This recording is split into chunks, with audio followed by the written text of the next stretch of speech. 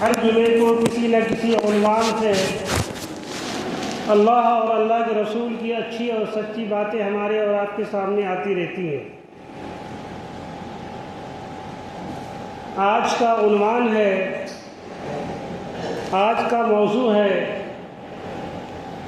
پورے قرآن و حدیث کی روشنی کے اعتبار سے اگر دین کا نچوڑ نکالا جائے تو 3 باتیں نکل کے سامنے آتی ہیں جو سب سے اہم باتیں ہیں اور سب سے ضروری باتیں ہیں۔ اگر وہ 3 باتیں ہماری زندگی میں آ جائیں تو ہم کامیاب ہیں، دنیا میں بھی کامیاب ہیں اور آخرت میں بھی کامیاب ہیں۔ اور 3 باتیں ایسی باتیں ہیں جو بہت مشکل ہیں، لیکن کرنے والوں کے لیے کوئی مشکل نہیں ہے، بالکل آسان ہے۔ ہم خالی سوچ لیں، ارادہ کر لیں اور اس پر عمل پیرا ہو جائے تو ہمارے لیے وہ چیزیں آسان ہو جائیں۔ وہ 3 باتیں بہت اہم باتیں ہیں۔ سب سے پہلی بات تو یہ ہے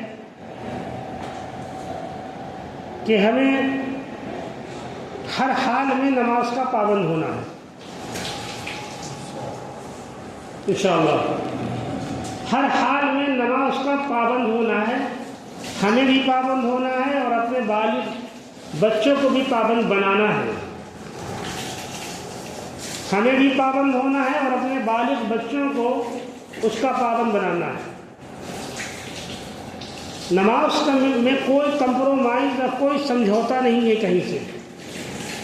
دین میں کہیں پر سمجھوتا بالکل نہیں، نہ کوئی گنجائش ہے، نہ کوئی سہولت ہے، کچھ بھی گنجائش نہیں ہے۔ ہم ایمان والے ہیں تو ہمارے اوپر نماز پڑھنا فرض ہے۔ 5 اوقات کی نمازیں ہمارے اوپر جو ہے فرض ہے، کسی حال میں چھوڑنا ہی نہیں ہے۔ من ترک الصلاۃ متعمدا فقد کفر، کہ جس نے جان بوجھ کے نماز کو چھوڑ دیا، جان بوجھ کے، جس نے جان بوجھ کے نماز کو چھوڑ دیا اس نے کفر والا عمل کیا، یہ حدیث ہے۔ ہم اور آپ اپنا محاسبہ کر لیں، اپنا جائزہ لے لیں، اپنے بارے میں سوچ لیں کہ ہماری کتنی نمازیں جان بوجھ کے چھوٹتی ہیں، قصداً، ارادتاً۔ اذان ہو رہی ہوتی ہے اور مسجد کو نہیں آتے ہیں، ذرا سی بیماری پریشانی آ گئی، بخار آ گیا، بیمار ہے، ذرا سا عذر لاحق ہو گیا، ہم بیمار ہیں۔ تو پہلی بات تو یہ ہے کہ نماز کا پابند ہونا ہے، خود بھی پابند ہونا ہے اور اپنے بالغ بچوں کو پابند بنانا ہے۔ حدیث میں اللہ کے نبی نے فرمایا کہ جب بچہ 7 سال کا ہو جائے تو اسے نماز کے لیے کہو، بیٹا نماز پڑھ لیا کرو پیار سے۔ 11 سال یعنی 10 سال تک بچے کو کہتے رہو بیٹا نماز پڑھو، بیٹا نماز پڑھو۔ جب بیٹا 10 سال کا ہو جائے تو اس بیٹے سے جبراً نماز کو لاؤ، زبردستی۔ بلکہ قرآن نے تو یہاں تک کہا ہے کہ اگر وہ نماز نہ پڑھے تو اس کو ہلکی مار بھی مار سکتے ہو، مارو، یعنی کہ نماز کا پابند بناؤ ہر حال میں۔ آج تو نوجوانوں کا، بوڑھوں کا، ادھیڑ عمر کے لوگوں کا یہ حال ہے کہ ہم خود بے نمازی ہیں تو اولادوں کو نمازی کیسے بنائیں گے؟ ہم جب خود لاپرواہ ہیں تو بچوں کو پرواہ کیسے بنائیں گے؟ جب ہم سے جان بوجھ کے نماز چھوڑ بھی دیتے ہیں تو بچے کیسے پرواہ کریں گے؟ بالکل نہیں کریں گے۔ تو والدین جو ہوتے ہیں وہ ماں باپ بچوں کے لیے نمونہ اور آئیڈیل ہوتے ہیں۔ ماں باپ اپنے بچوں کے لیے آئیڈیل اور نمونہ ہوتے ہیں۔ آپ نے دیکھا ہوگا، پڑھا ہوگا، آنکھوں سے مشاہدہ کیا ہوگا کہ ولیوں کی اولادیں عام طور سے ولی ہوا کرتی ہے، اکثریت۔ کیوں ہوتی ہے؟ اس لیے ہوتی ہے کہ اپنے ماں باپ کو دیکھ کر اسی نقش قدم پر وہ ڈھل جاتے ہیں، اسی ماحول میں ڈھل جاتے ہیں۔ ان کے گھر کا ماحول، ان کی بیویوں کا ماحول، ان کے بیٹیوں کا ماحول دین کا ہوتا ہے، قرآن پڑھنے کا، پڑھانے کا، حدیث سننے کا، سنانے کا، یعنی ہر جگہ جگہ پہ وہ سنتے ہیں کہ نبی کی سنت کہاں ہے۔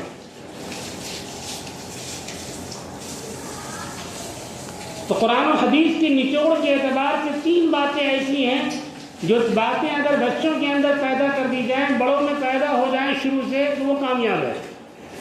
پہلی بات تو ہے نماز،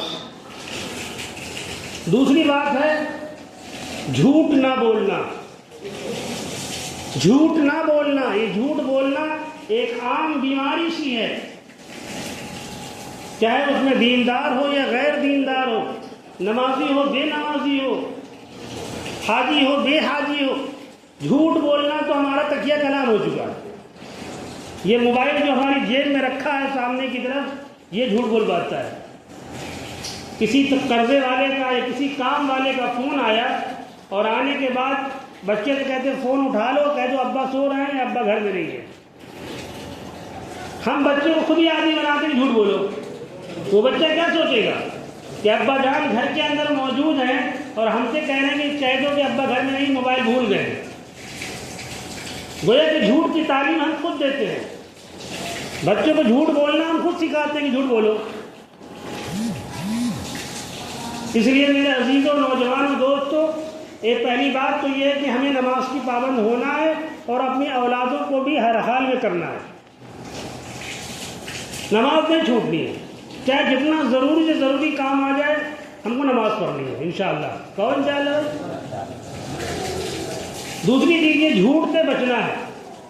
الکذب ینجی، الصدق ینجی والکذب یہلک، کہ جھوٹ جو ہے ہلاک کر دیتی ہے اور سچائی کامیاب کر دیتی ہے۔ ایک جھوٹ بول کے 100 جھوٹ بولتا آدمی، 100 چاہے وہ گن لے۔ سچائی میں ہمیشہ جیت ہوتی ہے، ہمیشہ کامیاب رہتا ہے، اور سچے آدمی کی ہمیشہ قدر ہوتی ہے۔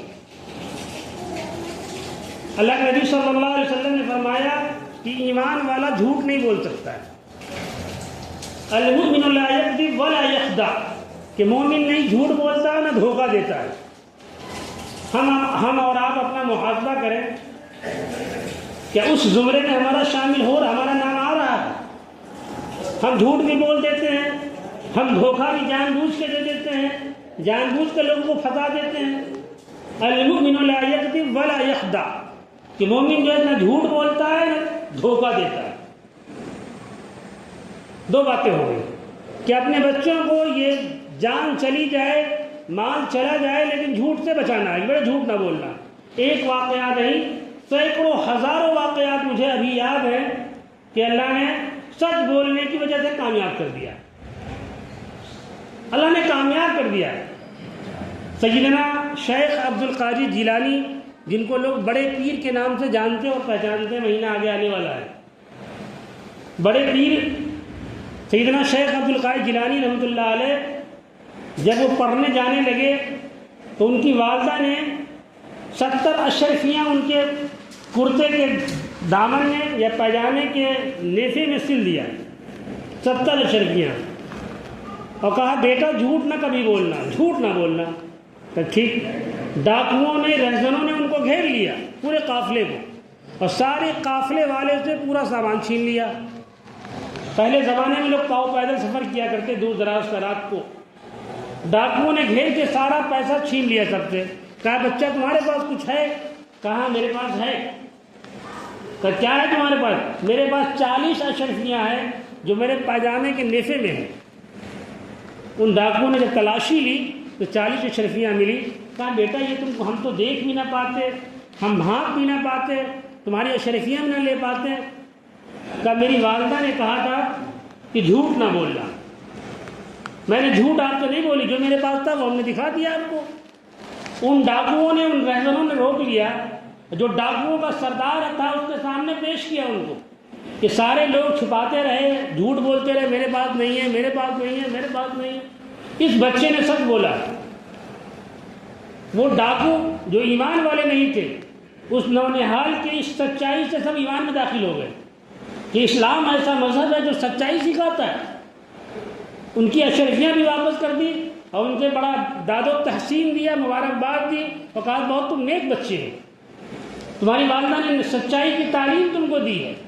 تو جھوٹ تو ایک عام بیماری ہو گئی ہے، ایک عام مرض ہو گیا ہے لوگوں کے اندر، اور جھوٹ سے ہمیشہ جو ہے روزی کے دروازے بند ہوتے ہیں، جھوٹ سے بے برکتی آتی ہے، جھوٹ سے جھگڑے ہوتے ہیں، جھوٹ سے فساد ہوتے ہیں، جھوٹ سے گھروں میں جو ہے گھر تباہ و برباد ہوتے ہیں، جھوٹ سے باپ بیٹا سے جدا ہو جاتا ہے، ماں بیٹی جدا ہو جاتی ہے، محلے اور معاشرے میں فتنہ اور فساد برپا ہوتا ہے.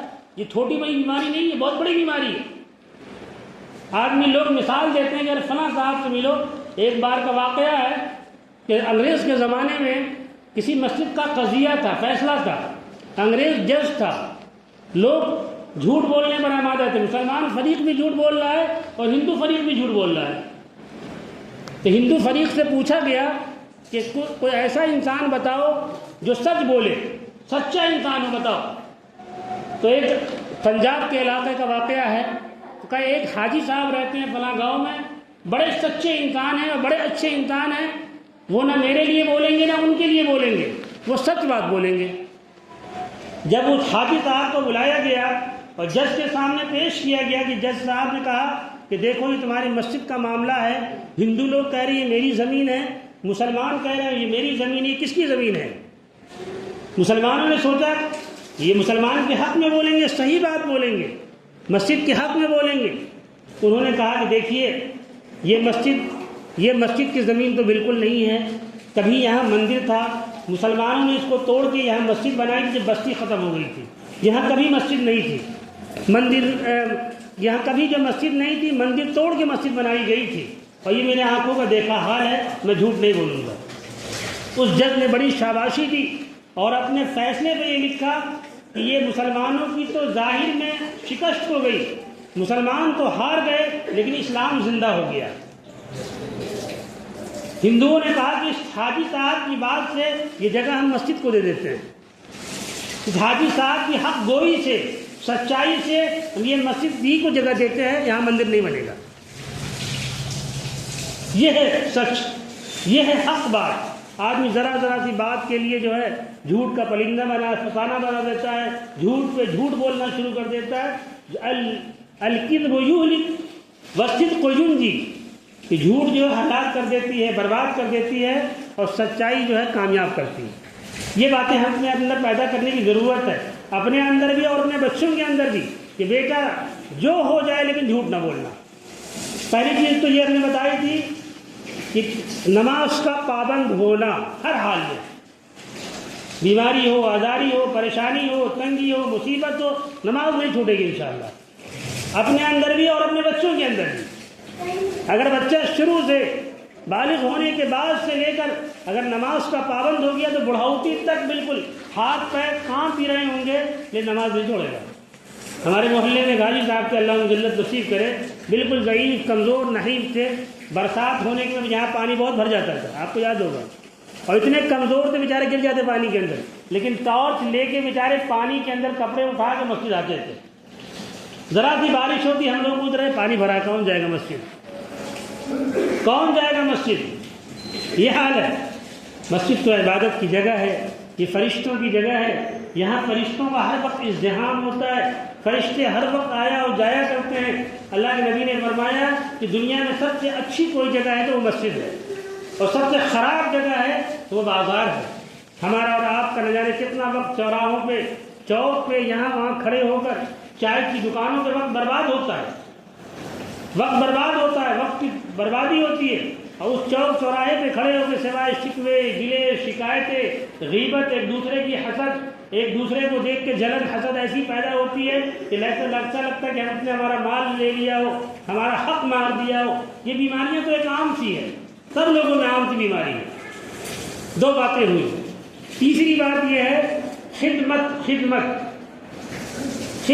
خلق، مخلوق کی خدمت. اپنے بچوں کے اندر یہ چیزیں کوٹ کے بھرنی چاہیے، کوٹ کے بھر دینی چاہیے کہ بیٹا خدمت کرنے سے کبھی پیچھے نہ رہنا. چاہے اپنے والدین کی ہو، بچے کان کھول کے سنیں، چاہے اپنے والدین کی ہو، اپنے پڑوسی کی ہو، اپنے رشتہ داروں کی ہو، اپنے ملنے جلنے والوں کی کوئی کام کوئی بتا دے فوراً لپک کے چلے جاؤ. بالکل چوں چلانا کرو گے، ہم سے نہیں ہو پائے گا. آج تو حال یہ ہے، ہمارے بچوں کا یہ حال ہے، تو کوئی کام بتا دیا جائے، ارے ہم ہی ملیں آپ کو، ہم ہی کو ملیں آپ کو بتانے کے، ہم نہیں جاؤں گے، ہم نہیں جائیں گے، ہم سے نہیں ہو پائے گا. صاف جواب دیتے ہیں کہ ہم سے نہیں ہو پائے گا، ہم نہیں کر پائیں گے، آپ جائیے خود کر لیجیے. تو خدمت انسان کو خدا سے ملا دیتی ہے، خدمت خدا سے ملا دیتی ہے. خدمت سے لوگوں نے وہ پا لیا جو سوچا نہیں تھا کبھی. خدمت سے وہ دو دعائیں مل گئی جو سوچا نہیں کبھی ہوگا. اور ایک واقعہ میں سینکڑوں واقعات ملے ہیں کہ لوگوں کو دل کسی کا اگر آپ نے کام کر دیا، کسی کی ضرورت پوری کر دی، کسی کو آپ نے ڈاکٹر کے یہاں پہنچا دیا، کسی کا آپ نے ضرورت کو پوری کر دی، یہ بھی خدمت ہے. کسی کوئی بیمار آزار پریشان ہے اس کی مدد کر دی، وہ بھی خدمت ہے. کوئی کمزور جا رہا ہے اس کو آپ نے نابینا جا رہا ہے اس کی انگلی پکڑ کے سڑک پار کرا دی، یہ بھی ایک خدمت ہے. کوئی بیمار آزار ہے پریشان ہے آپ نے اس کا سہارا دے دیا، یہ بھی خدمت ہے.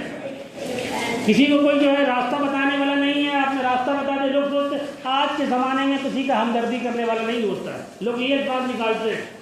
اگر آپ کسی کی نہیں ہمدردی کریں گی وہ وقت آپ کے ساتھ بھی آئے گا کہ آپ کی بھی کسی کوئی ہمدردی نہیں کرے گا، آپ کے ساتھ بھی کوئی کھڑا نہیں ہوگا. ایک دوسرے کی مدد سے، ایک دوسرے کی تعاون سے سارے کام ہوتے ہیں اور سارے کام بنتے ہیں. اللہ نے مومن کو بنایا اس لیے ایک دوسرے کی خدمت کرو. یہ بچوں کے اندر عتم درجے کی چیز ہونی چاہیے، بہت عتم درجے کی چیز ہے یہ کہ بالکل کسی بات سے انکار نہیں. باپ نے کہا بیٹا چلے جاؤ، وہاں چلے جا رہے ہیں. باپ نے کہا یہ چل کر لو، کبھی چلے. اماں نے کہا یہ کر لو. باپ نے ذرا میرا پیر دبا دو. اب ابا آپ ہم خود ہی تھکے اسکول سے آئے، مجھے پیر کے لیے کہہ رہے ہیں.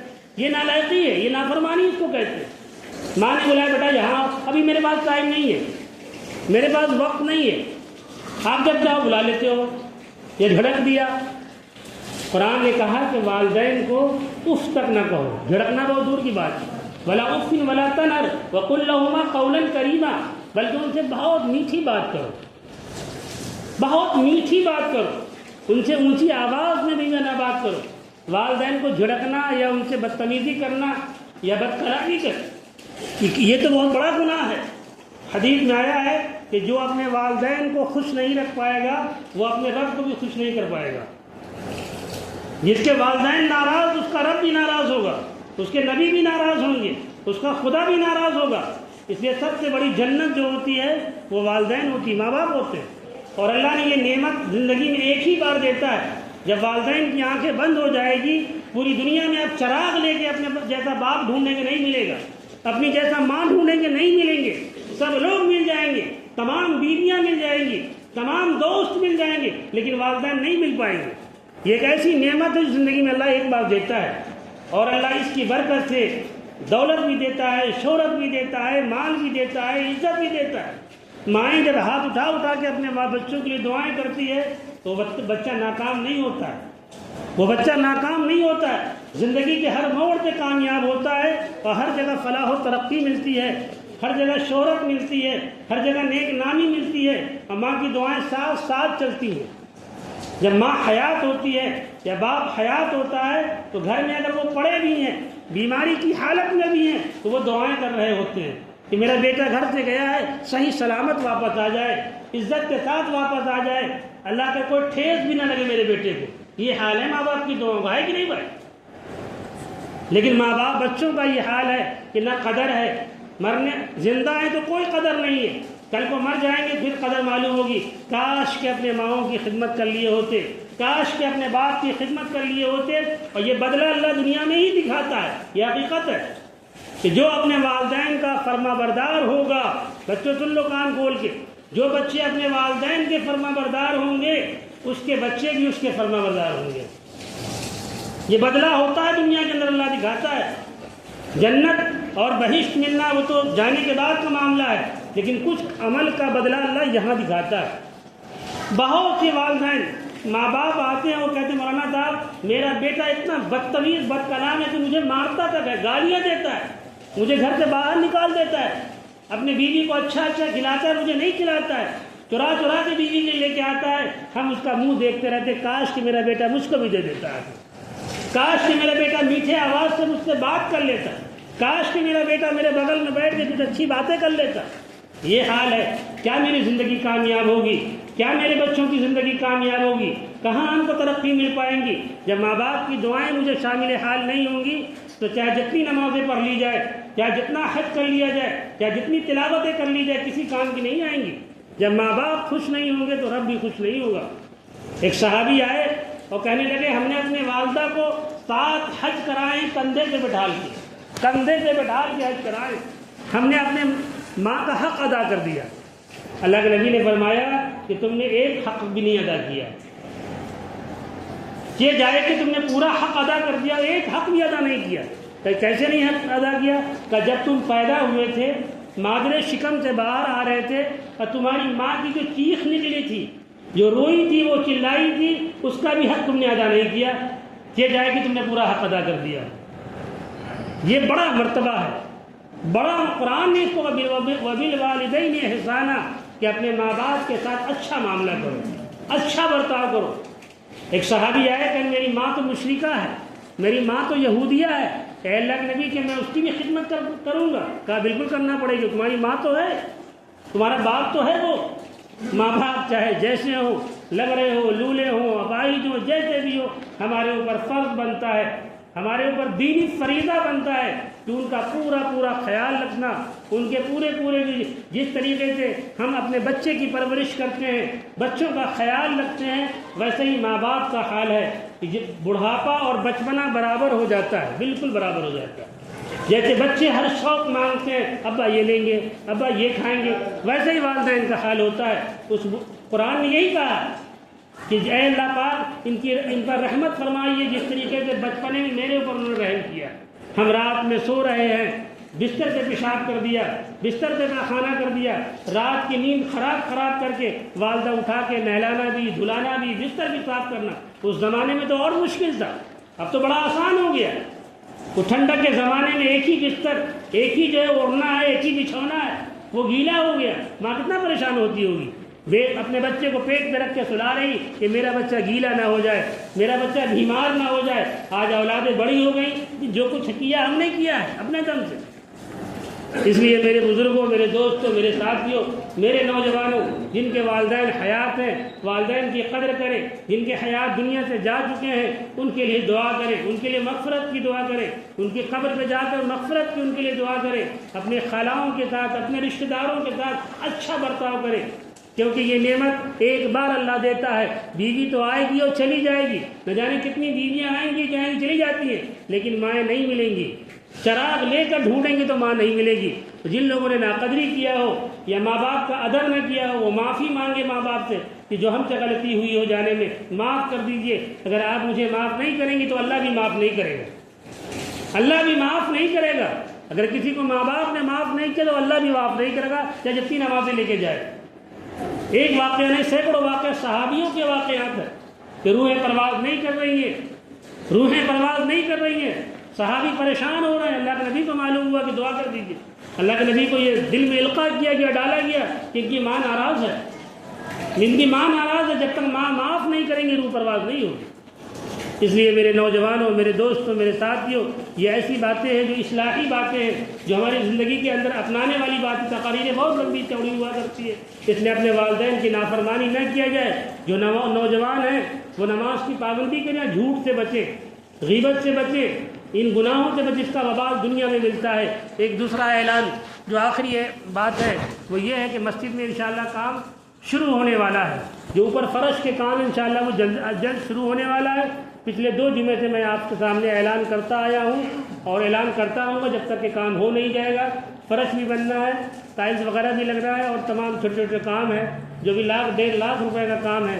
الحمدللہ پیسے کی آمد شروع ہو گئی ہے، اللہ والے لوگ دینے لگے ہیں، 1 ہفتے میں 10 دن میں انشاءاللہ کام شروع ہو جائے گا۔ تو آپ حضرات اپنی گاڑی کمائی میں سے، اپنی محنت کی کمائی میں سے 100، 200، 500، 1000 جن سے جو اللہ وسعت دے دے اس حساب سے اللہ کے گھر کے لیے تعاون کیجیے۔ اللہ اس کا خوب اجر دے گا، خوب اللہ بدلہ دے گا۔ اللہ پاک ہمیں اور آپ کو کہنے سننے سے زیادہ عمل کرنے کی توفیق نصیب فرما دے۔